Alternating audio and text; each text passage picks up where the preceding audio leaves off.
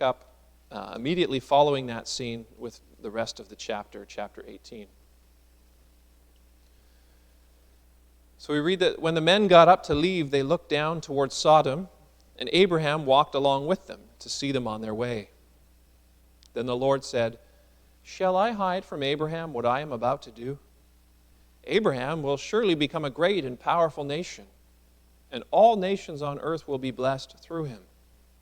For I have chosen him, so that he will direct his children and his household after him to keep the way of the Lord, by doing what is right and just, so that the Lord will bring about for Abraham what he has promised him." Then the Lord said, "The outcry against Sodom and Gomorrah is so great, and their sin so grievous, that I will go down and see if what they have done is as bad as the outcry that has reached me. If not, I will know." The men turned away and went toward Sodom, but Abraham remained standing before the Lord. Then Abraham approached him and said, "Will you sweep away the righteous with the wicked? What if there are 50 righteous people in the city? Will you really sweep it away and not spare the place for the sake of the 50 righteous people in it? Far be it from you to do such a thing, to kill the righteous with the wicked, treating the righteous and the wicked alike. Far be it from you. Will not the judge of all the earth do right?" The Lord said, "If I find 50 righteous people in the city of Sodom, I will spare the whole place for their sake." Then Abraham spoke up again. "Now that I have been so bold as to speak to the Lord, though I am nothing but dust and ashes, what if the number of the righteous is 5 less than 50? Will you destroy the whole city because of 5 people? If I find 45 there," he said, "I will not destroy it." Once again, Abraham spoke to him, "What if only 40 are found there?" And God said, "For the sake of 40, I will not do it." Then he said, "May the Lord not be angry, but let me speak. What if only 30 can be found there?" And he answered, "I will not do it if I find 30 there." Abraham said, "Now that I have been so bold as to speak to the Lord, what if only 20 can be found there?" And he said, "For the sake of 20, I will not destroy it." Then he said, "May the Lord not be angry, but let me speak just once more. What if only 10 can be found there?" And he answered, "For the sake of 10, I will not destroy it." And when the Lord had finished speaking with Abraham, he left, and Abraham returned home. This ends the reading of God's holy word. Well, it's a fascinating conversation, isn't it, that we have here before us this morning? A conversation which is a negotiation, it appears, between God and his servant Abraham. Many articles that you can read, many conversations that people have had about how Abraham is bargaining with God here. And what does this look like? Abraham is making a deal with God. And who does this with God? That's the fascinating thing for many people. Who does this with God? Who is so bold, as Abraham himself even recognizes? Verse 27, "Now that I have been so bold as to speak to the Lord." And again, verse 31, he says the same words. Who does this? And so as we read this, there's some questions that came up in your mind, no doubt, and hopefully these get at most of our questions. I think they do.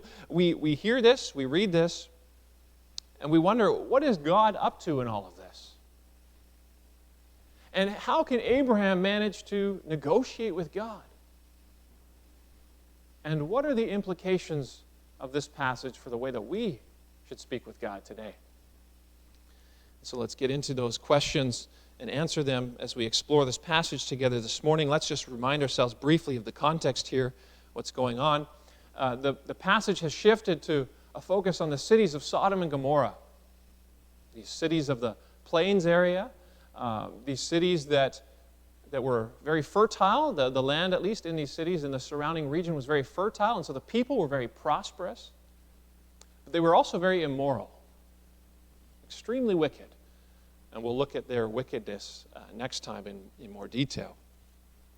But Abraham has a special interest in these cities because his nephew is there, right? His nephew Lot. We looked at that a number of weeks back and how Lot made the choice to go live in this place. So that's kind of the context briefly, and we come to this passage where God decides to tell Abraham what he's going to do. And so that begins this negotiation. And now when we're looking at what a successful negotiation looks like, what successful bargaining is all about, really we could break that down to more or less these 5 essential things, essential aspects. First of all, if you're negotiating with somebody, you need to know who you're dealing with. You also need to know what you're dealing with. You need to have a strategy as you enter a negotiation. Find some leverage. And then finally, you need to make an offer. You can tweak that a little bit, but basically that's the heart of what it is to successfully negotiate. You need to take care of all those different aspects. So let's look at this conversation from that perspective. We start with God. On the one hand, we have God. He's there first. And God, who is God dealing with? Well, God's dealing with Abraham. He's dealing, he says in verse 17, or rather not verse 17, verse 19, the one that I have chosen him, he says. He's dealing with the man who he has promised will be blessed by him, will be blessed to become a nation that is full of righteousness and justice. And this man and his descendants will be a blessing to all the other nations around them. And so God says, verse 17, I'll bring him in to what I'm about to do. I'm not going to hide from him what I'm about to do. That's who God is dealing with. Well, what's God dealing with? He's dealing with the wicked people in the cities of Sodom and Gomorrah. He says he's heard an outcry about their wickedness, and he's going to go down and see if indeed it's as bad as it appears to be. And so God's understanding who he's dealing with, Sodom and Gomorrah. Well, Abraham as well knows what they are dealing with. He knows this is all about the wickedness of these people in Sodom and Gomorrah. But who's Abraham dealing with? Well, he knows that as well. He's dealing with God. He's dealing with the judge of all the earth, he calls him. With the one who loves righteousness and justice. Later on, the psalmist is going to write that righteousness and justice are the foundation of his throne. That's who he is. And so Abraham's strategy as he enters into this conversation with God, he appeals to God's sense of justice. And he's saying here to God, God, I know that you love what is just, that you love what is right, and that's why you're going to destroy the wicked. But he says in verse 23, will you sweep away the righteous with the wicked? That's his question. You see, and as he's doing this, we could say that he's trying to leverage the justice of God for the good of his nephew Lot. And indeed we know, as we consider the work of God, the character of God, that he doesn't treat the righteous and the wicked the same. We could look at the Proverb 17, verse 15, which says, acquitting the guilty and condemning the righteous, both are detestable to the Lord. He doesn't treat them the same. And so Abraham says, verse 25, far be it from you to do such a thing, to kill the righteous with the wicked, treating the righteous and the wicked alike. Far be it from you. Will not the judge of all the earth do right? So there's the strategy, there's the leverage, and then we have the offer, finally. God acknowledges Abraham's question, and he says, okay, if I find 50 righteous people in the city of Sodom, I will not destroy it. I'll spare the whole place, he says, all for their sake, for the sake of those 50 righteous. When Abraham comes back and he says, well, what about 45? Can you go another 5? And God says, sure. And they go back and forth, and Abraham whittles the number down from 45 to 40, and then to 30, and then to 20.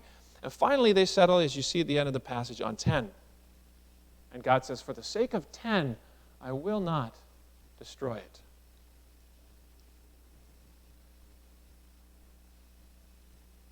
Well, brothers and sisters, is this how it works with God?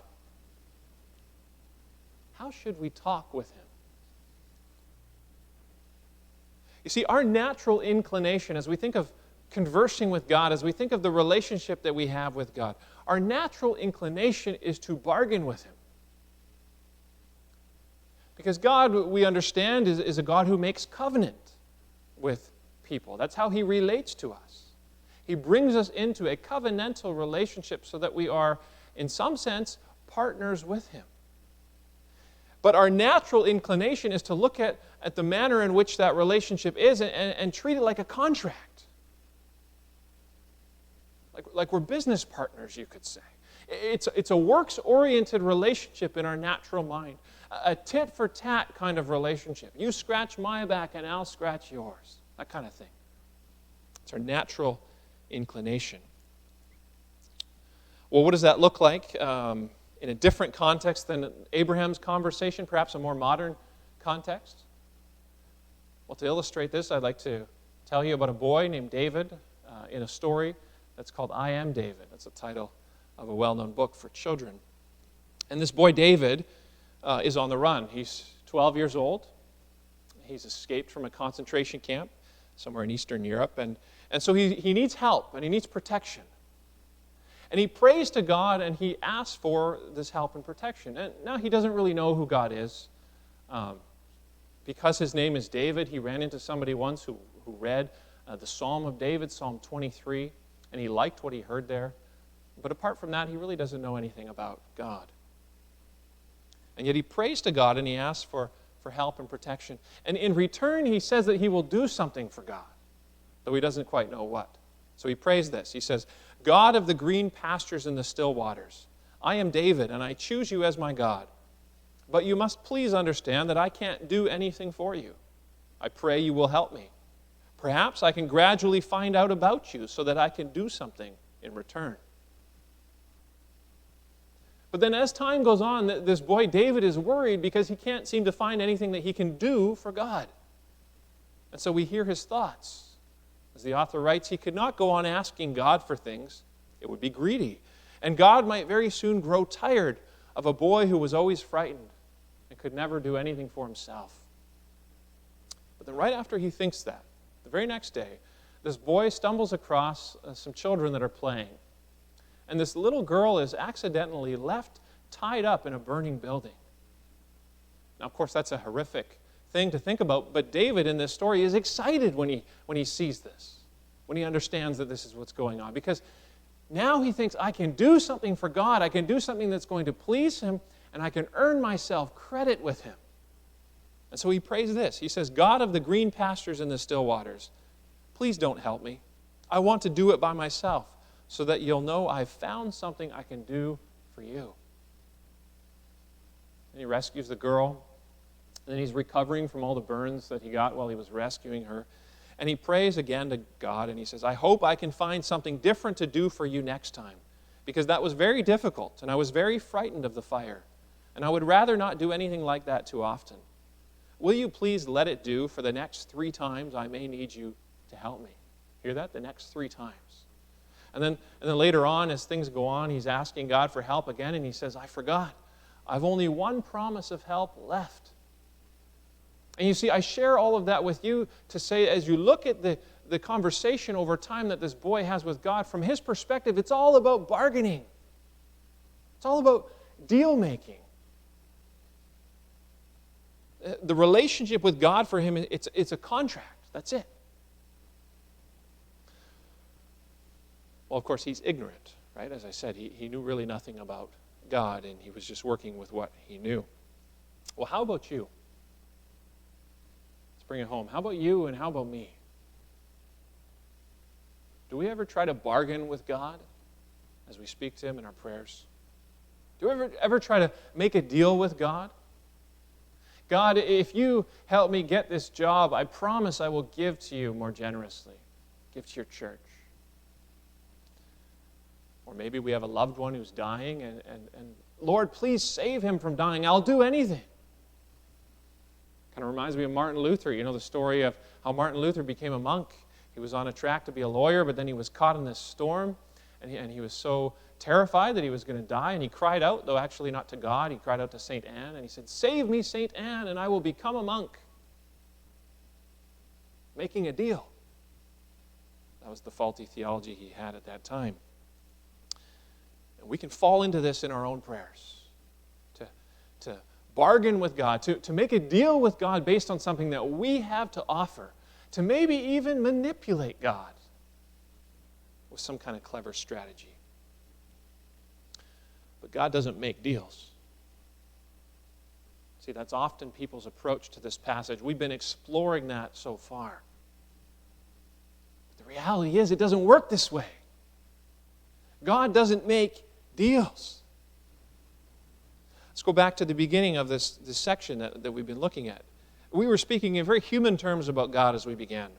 That God decided to let Abraham in on this. That God is going to go to the cities and check out how bad it really is. That's how we were speaking. But God is much more sovereign than that. God is completely sovereign. And so he didn't have to go and check out what the situation was like in Sodom and Gomorrah. He knew. He knew it all already. And he didn't decide in the moment, what shall I do? I know, and then made a decision. He didn't decide in the moment to let Abraham in on this or to choose him in that moment. But he always had chosen him. He was always going to let him in on this. And why? It's an important question, of course. Why did he share this with Abraham? Because Abraham is more than a servant for God.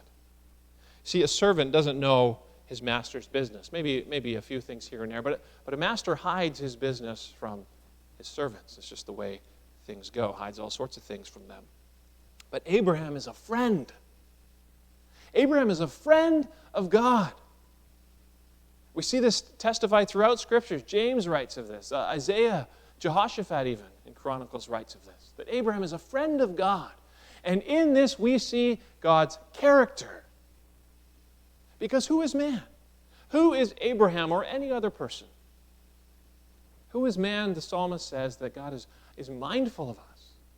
Who is man that man is able to speak with the God of all creation?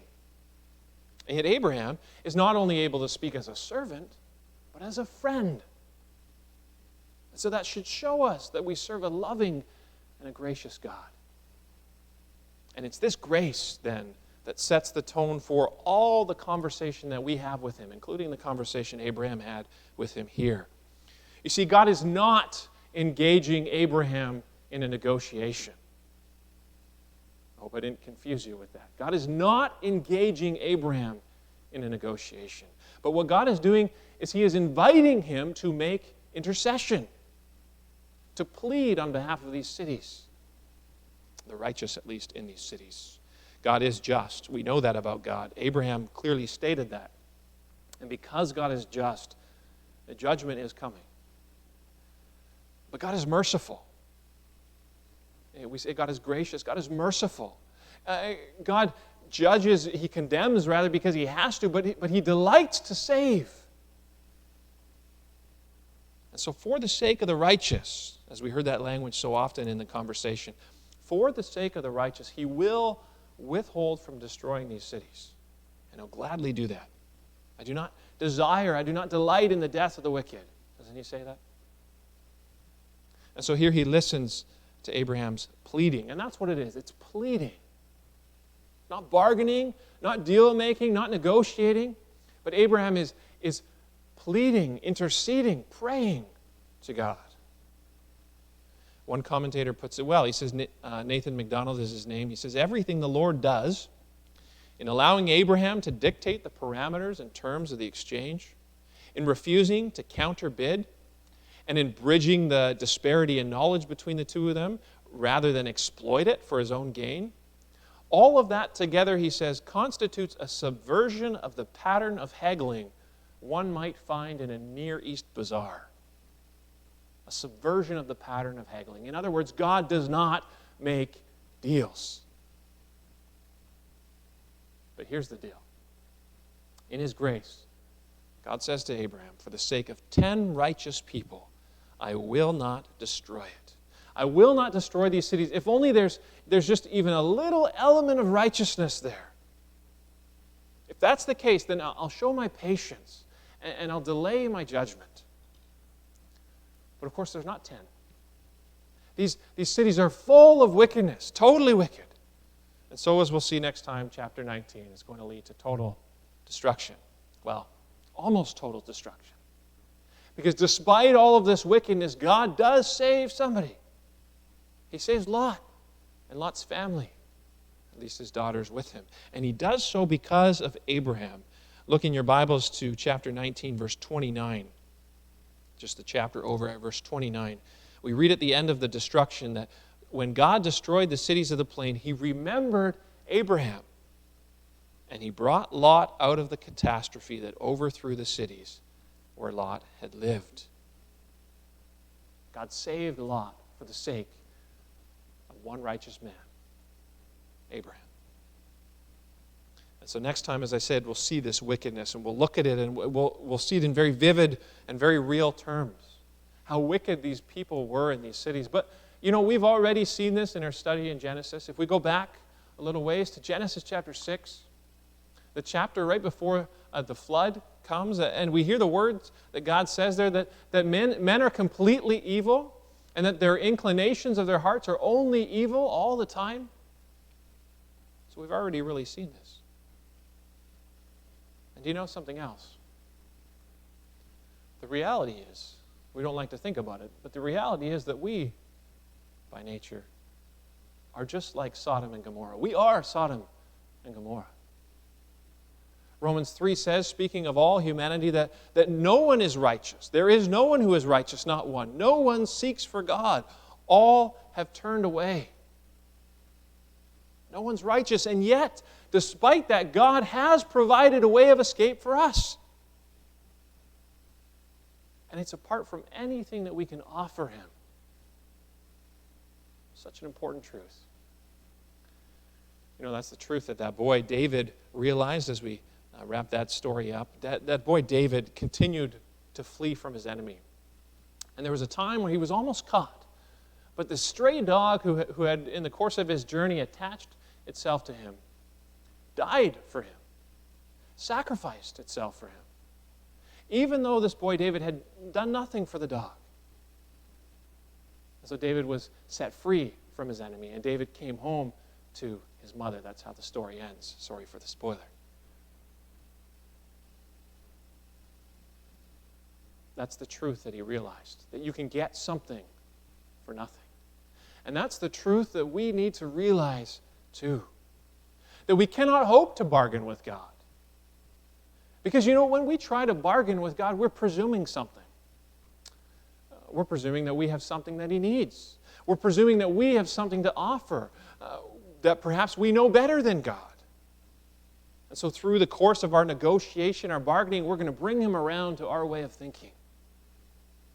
Those are the presumptions we make. But we have nothing to bring to the table.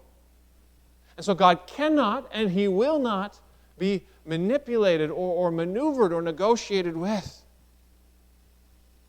But He will hear us. That's what He'll do. He'll hear us. He'll hear us for the sake of the truly righteous one, Jesus. For Jesus' sake. Isn't that how we end our prayers? See, Jesus died for you. Even though you did nothing for Him, by grace alone, through faith alone. And so in Him you are set free from your enemy.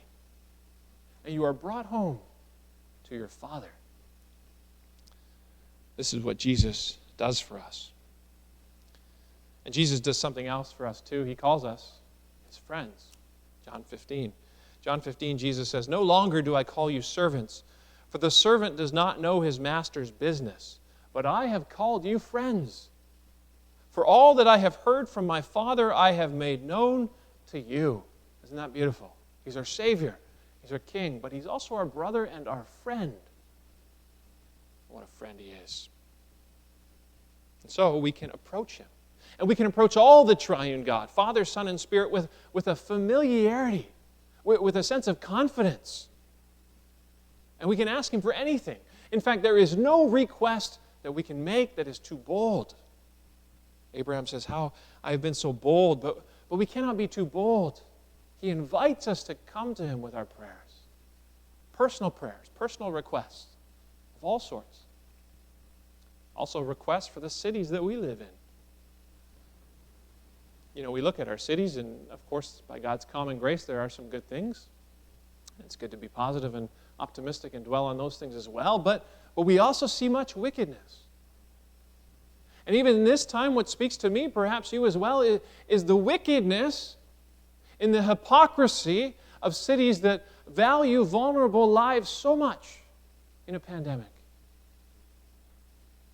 and yet otherwise promote euthanasia and abortion, seeking to kill those who are vulnerable. How does that make sense? It's wicked. And so we can plead, we should plead with God for these things. But not to bargain with Him. Not to bargain with Him based on what we're able and willing to offer. Not to manipulate God with some kind of clever strategy, but to plead with Him based on the work of Christ. For the sake of the righteous one, for Jesus' sake. And then expect that He will answer us. Because that's what He does. That's who He is. To expect that we will receive mercy and that we will find grace in our time of need. Because again, that's His character. He is the God, we say, who is merciful and gracious, slow to anger, but abounding, overflowing in steadfast love. So He delights to show mercy. And Jesus really brings this home to us in a fascinating parable. He tells this parable in Luke 18. It's a very short parable. The widow there in that chapter has an adversary, and she cries out to the judge in her city. And she says, "Give me justice against my adversary." That's what the widow says. The judge really doesn't care about justice too much. He doesn't particularly care for this woman, but she keeps coming to him. And so in the end, he does what she asks, even though he doesn't really care. He just does it to get her off his case. And Jesus' point in all this for His disciples is, if this is true, He said, this is the way of it, this is how it works, and if this is true, then how much more so is this true for God, with God? And so pray to God, He says. Don't lose heart. But then He asks the disciples a question. He says, when I come back, when all is said and done and justice is fully served, will I find faith? And that's the question for us. In many ways, that's always the question. Do you believe? Well then, brothers and sisters, the answer to that is yes. Pray. And do not lose heart. We can come to God in prayer, and we can do so confidently, pleading with Him on the basis of His mercy, because He has demonstrated His mercy to us on the cross in Christ. Jesus on the cross showed the depth of His love for us, and also we should not forget the Father showed the depth of His love for us. So we can approach Him boldly. We should do so humbly, but we can approach Him boldly, knowing that He is gracious to receive our prayers. And all God's people say together, wherever they are, Amen.